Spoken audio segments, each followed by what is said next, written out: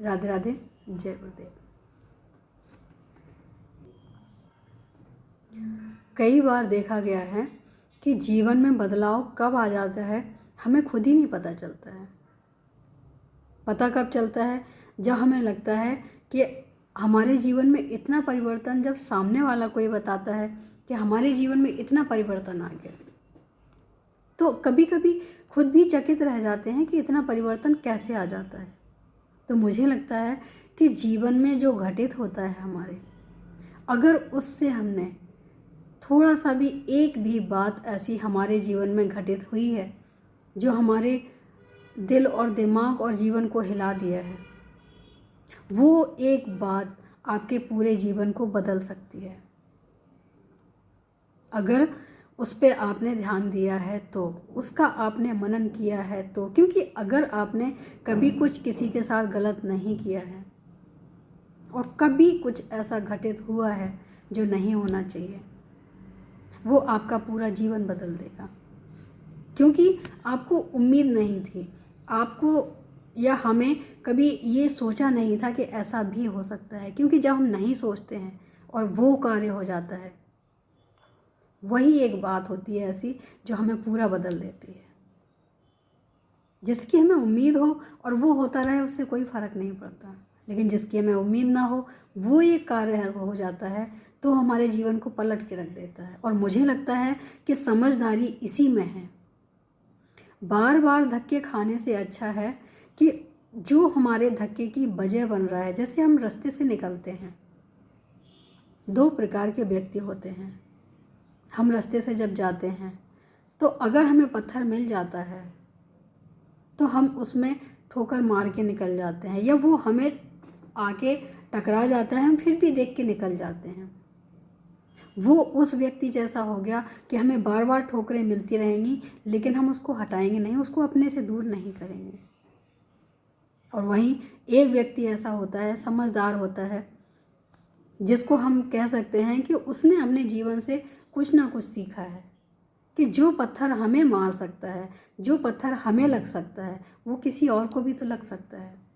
तो जब वो रास्ते से निकलेगा तो वो इसलिए नहीं हटाएगा कि वो उसके पैर में ठोकर लगी, वो इसलिए हटाएगा कि इससे किसी और को भी ठोकर ना लगे, तो इसको अलग कर देना चाहिए।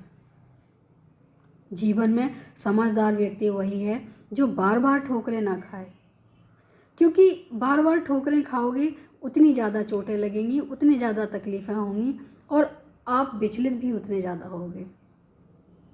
जीवन में एक सीख ऐसी ज़रूर होनी चाहिए जो हमारे जीवन को बदलती है, उस समय आपको बदल लेना चाहिए और अपने रास्ते स्वयं बनाने चाहिए, भगवान की प्रेरणा समझ के, और समर्पण भगवान पे देना चाहिए।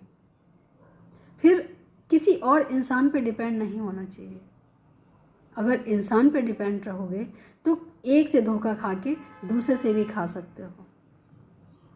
परिवार के सदस्यों के साथ रहना है और रहते भी हैं, लेकिन अपनी जिम्मेदारी समझ के, अपना समझ के नहीं। अपनी जिम्मेदारी अलग होती है, जो जिम्मेदारी होती है वो जो भगवान ने दी है उसको पूरा करना है। क्योंकि भगवान भी उन्हीं को मिलते हैं जो अपने लक्ष्य को पाने के लिए किसी को दुख ना दें। अगर कोई दुख देने वाला होता है, उस समय आप लक्ष्य पाने की कोशिश करते हैं, तो भगवान भी उसको नहीं अपनाते हैं।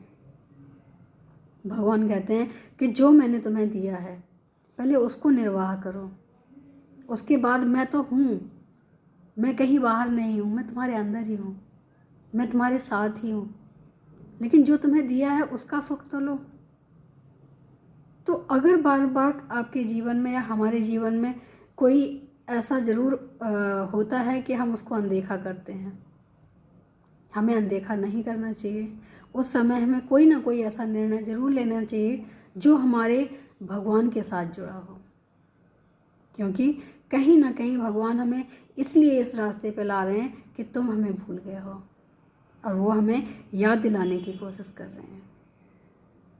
लेकिन ऐसा नहीं है, बस किसी कारण बस भगवान को याद करने को वैसे तो कोई समय ही नहीं होता है।